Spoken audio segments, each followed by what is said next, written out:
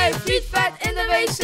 Neem het naar een inleverter mee. Een verstopt riool levert pech. PPP spoelt wel goed weg. Zet je wasmachineprogramma op kort. Douche 5 minuten, dat is hoe het hoort. Zet de kraan uit en poets je tanden. Zo bespaar je water.